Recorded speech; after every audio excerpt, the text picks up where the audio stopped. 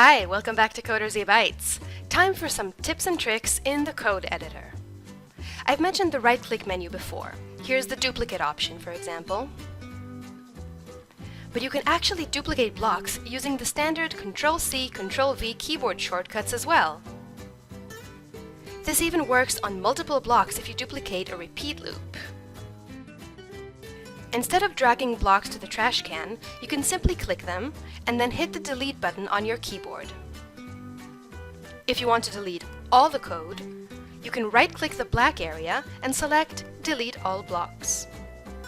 Ctrl-Z undoes your last action. If you want to disable a block, say for debugging purposes, the option's there. You can add longer comments, since the comment block is pretty short. You can reorder blocks in the code by sort of scooting them in between existing commands. Collapsing blocks minimizes them, if you like a cleaner look. And some blocks have direct link to knowledge base articles, if you right-click and then hit Help.